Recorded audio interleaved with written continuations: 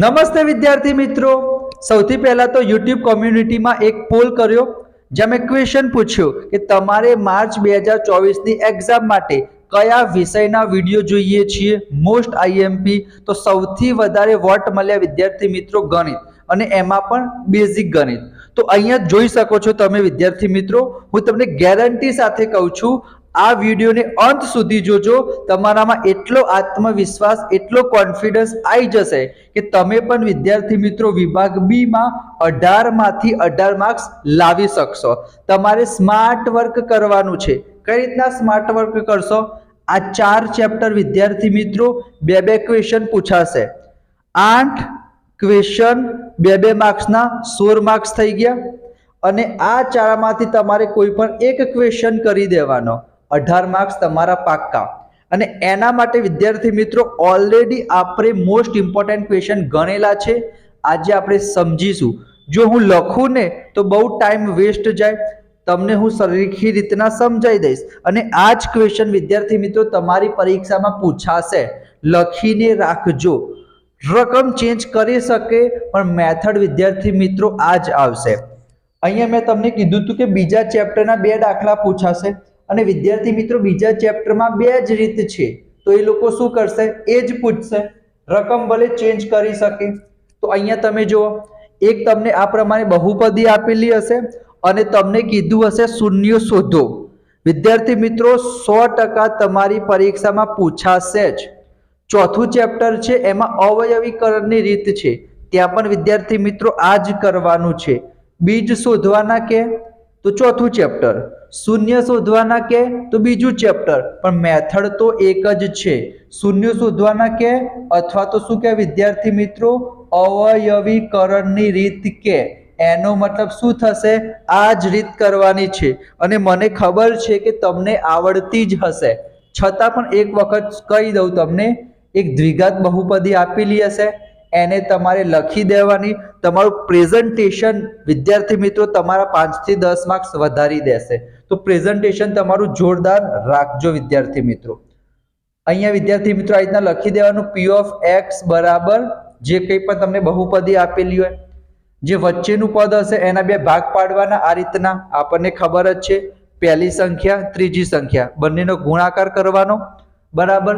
જેમ કે અહીંયા 4 આપેલું છે, અહીંયા 1 આપેલું છે, તો 4 એકા 4, 4 ના એવા ભાગ પાડવાના જેનો ગુણાકાર કેટલો થવો જોઈએ? 4 થવો જોઈએ. અને અહીંયા પ્લસ આપેલું છે, તો સરવાળો કેટલો થવો જોઈએ વિદ્યાર્થી મિત્રો? 4 થવો જોઈએ. વચ્ચે હોય એ સંખ્યા જોવાની. તો 2 દુ 4 અને 2 ને 2 4, તો 2 લખી દેવાના. અહીંયા જે નિશાની હોય એ નિશાની અહીંયા કરવાની, અને અહીંયા કઈ નિશાની કરવાની? બંનેની નિશાની જોવાની.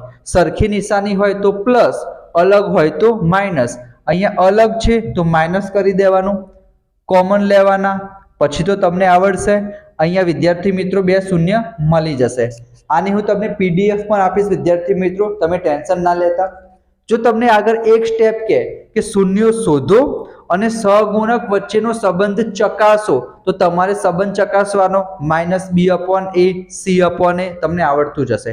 અત્યારે વિદ્યાર્થી મિત્રો આપણે દાખલા તમને આવડતા જશે. જસ્ટ તમે જોઈ લો મેથડ, અને આવા પ્રકારના દાખલા તમારી પરીક્ષામાં પૂછાશે. એના માટે ચલો એના આગળ બીજા ચેપ્ટરમાં વિદ્યાર્થી મિત્રો આ દાખલો તમારી ચોપડીમાં નથી આપ્યો પણ પૂછાઈ શકે છે. બહુ જ ઈઝી છે. જ્યારે તમને એક આ પ્રમાણે એ લોકો આ ત્રિઘાત બહુપદી છે, એ લોકો દ્વિઘાત પણ આપી શકે બરાબર, સુરેખ પણ આપી શકે, કારણ કે એનો બહુપદીની ઘાત 3 છે એટલે ત્રિઘાત બહુપદી કહેવાય. તો જ્યારે કોઈ બહુપદીનું એક શૂન્ય આપેલું હોય અને આ પ્રમાણે કોઈ કિંમત શોધવાની કહે, તો વિદ્યાર્થી મિત્રો જે પણ શૂન્ય આપેલું હશે એ આપણે x ની જગ્યાએ મૂકી દેવાનું બરાબર.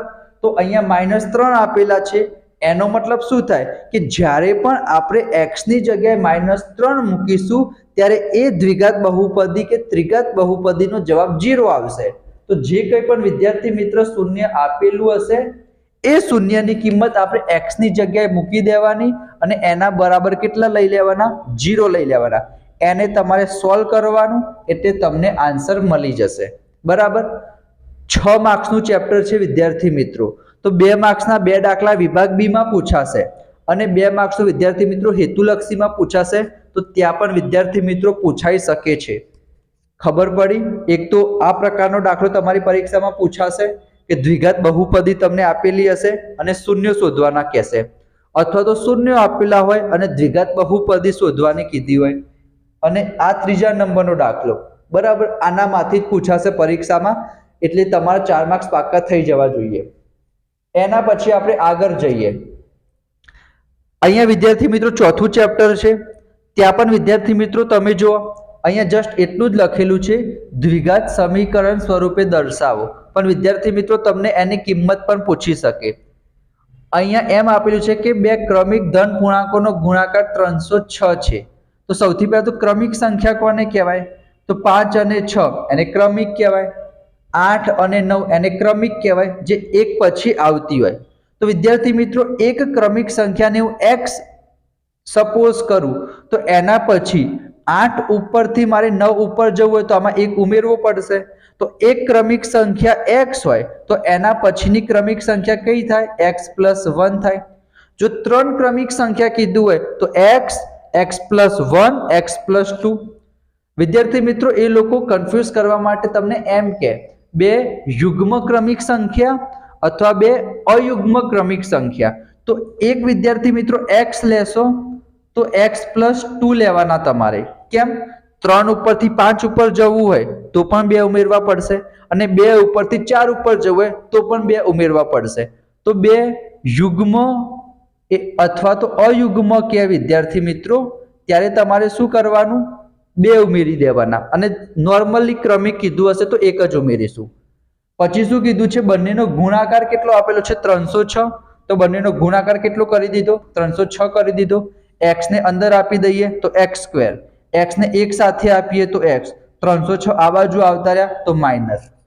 અહીંયા લખેલું છે દ્વિઘાત સમીકરણ સ્વરૂપે દર્શાવો, તો ખાલી દર્શાવી દેવાનું. જો તમને એમ કીધું હોત તો એ બે ક્રમિક સંખ્યા શોધો, તો તમારે આને આગળ સોલ્વ કરવાનું. સાહેબ નથી આવડતું તો વિદ્યાર્થી મિત્રો અહીંયા મેં તમને કીધું હતું આ જ રીતથી સોલ્વ કરવાનું, બરાબર. 306 ના એવા બે ભાગ પાડવાના, ગુણાકાર 306 થવો જોઈએ અને સરવાળો અહીંયા માઇનસની નિશાની છે તો બાદબાકી 1 થવી જોઈએ વિદ્યાર્થી મિત્રો, બરાબર. એ પ્રમાણે તમારે કરવાનું. ચલો એના પછી સાહેબ આ દાખલો તો તમે શીખવાડો નહીં, શું કરવાનું છે? 8મું પદ શોધવાનું છે. તો તમે ડાયરેક્ટ પણ અમુક લોકો આ રીતે ના કરશે. a8 = a + 7d. એ કેટલા આપેલા છે? 7. d કેટલા આપેલા છે? 3. તો 7 7 તરી 21 ને 7 28. સર આવી ગયો જવાબ.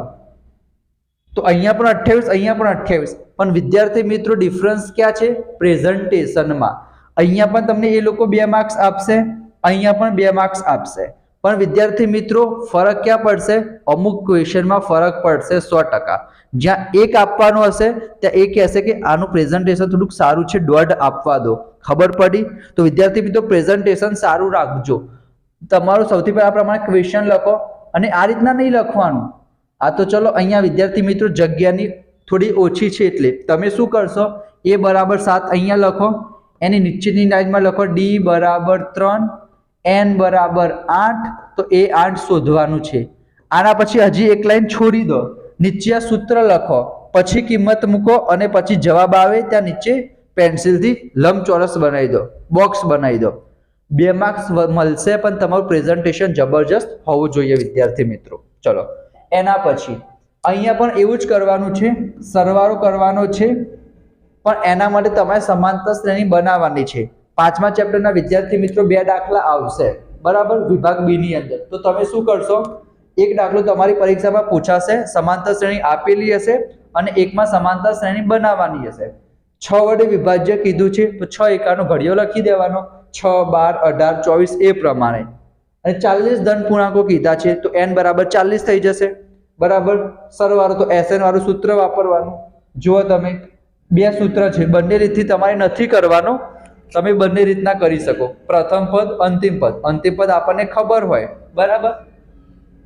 અહીં 40 ધન પૂર્ણાંકોનો સરવાળો કરવાનો છે તો 40 × 6 કરી દે તો 240 થઈ જાય, બરાબર. જો તમને એવું ખબર ના પડે તો તમે આ રીતના પણ કરી શકો. જવાબ બંને શું આવશે? સેમ જ આવશે, બરાબર. તો સરવાળા માટેનું સૂત્ર આપણને ખબર છે. અંતિમ પદનું સૂત્ર યાદ રાખજો, મતલબ an ને આપણે અંતિમ પદ પણ કહીશું, l પણ કહીશું. અમુક વખત એ લોકો એમ પૂછે છે કે છેલ્લેથી 25મું પદ શોધો, છેલ્લેથી 10મું પદ શોધો. તો એના માટે વિદ્યાર્થી મિત્રો આ સૂત્ર યાદ રાખજો, l - n - 1 * d. આ સૂત્ર યાદ રાખજો, બરાબર. l એટલે શું થશે વિદ્યાર્થી મિત્રો? અંતિમ પદ થશે. છેલ્લેથી 10મું પદ કીધું તો n બરાબર 10 લખી દેવાના, અને d તો આપણને ખબર જ છે, બરાબર. તો આનાથી તમારા 2 માર્ક્સ મળી જશે, અને એને લાગશે કે આને કંઈક એક્સ્ટ્રા ખબર છે વિદ્યાર્થી મિત્રો, તો તમને બેનિફિટ થઈ શકે.